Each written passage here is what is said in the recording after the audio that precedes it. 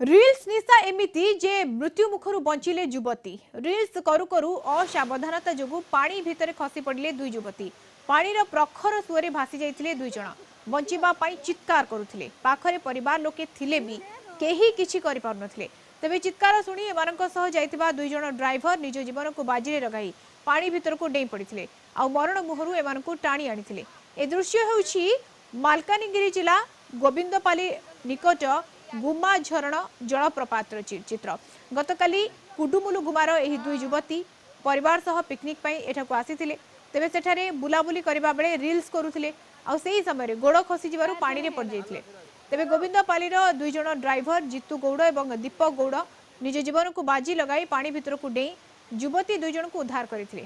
ଗୁମା ଝରଣ ଜଳପ୍ରପାତ ବୁଲିବାକୁ ପ୍ରତିଦିନ ଅନେକ ପର୍ଯ୍ୟଟକ ଆସୁଛନ୍ତି, ହେଲେ ଏଠାରେ ସୁରକ୍ଷା ବାଡ଼ ନଥିବାରୁ ଏମିତି ଅଘଟଣ ଘଟୁଥିବା ସ୍ଥାନୀୟ ଲୋକେ ଅଭିଯୋଗ କରିଛନ୍ତି। प्रसाद नायक आम सहित जोड़ी होती मालकानगिरी रिपोर्टर। प्रसाद, केमती कौन घटना घटिला? रील्स करुले तले पड़ जाते बोली जहाँ सूचना रही, कौन सूचना रही? निश्चित भाव देखो मधुस्मिता जो भाव में घटना जहाँकि रिल्स बनवाई जाते कोडमुलु गुमार गोटे परिवार जहाँकि निज पिकनिक करने समय दुई युवती रिल्स करुले मजा नौले जलप्रपात जहाँकि मालकान जिला गोविंदपाल गुमाचरण जलप्रपात निकट में।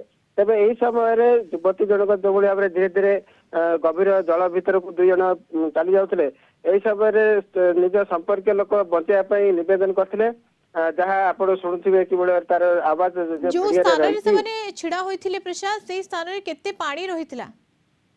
देखो गोटे पाखापाखि 6 ରୁ 7 फुट पर्यंत धीरे धीरे बढ़िया लगी जो पशुले कम पानी थिला धीरे धीरे जल परिमाण बढ़िया से गभीर जल पशिगले से समय चित्कार कर समय जो दुई ड्राइवर रही तुरंत से गभीर जल को दौड़ी पलैते दुई जन युवती को उद्धार करते किंतु किसी विलंब होते निहाती भाव में से प्राणहानि होता मत सन्देह नहीं। तेणु ये जो निशा रही रिल्स निशा यह बारण करने आवश्यक। आ जो जलप्रपात से जानी ना केते गभीर पानी रही से समय से गभीर जल को प्रवेश करने गोटे विपदजनक रही। तेणु एपाई समस्त जो रही पर्यटक या निवृत्त रहा आवश्यक रही सहित सतर्कता करने विपद संकुल अवस्था जो रही से अंचल को बाड़ घेरा करने आवश्यक रही नचे अनेक जीवन हानि हवा से देखा मिल। तेणु पूर्व से सतर्कता करने आवश्यक रही। अंपटे कह जो युव युवती जो रिल्स करने निशा रही यही सब रिल्स निशा बारण रहा आवश्यक रही निजर धन जीवन हानि हम या मत सन्देह नहीं। जो भाई आप देखुवे जो परिवार लोक चित्कार कर बचाई किंतु निजे कौन से पहरा जान जावाक साहस करना किंतु आप देखो दुईटी ड्राइवर निज को प्राण जो दाव लगे जीवन को दाव लगे से पशे जो गभीर जल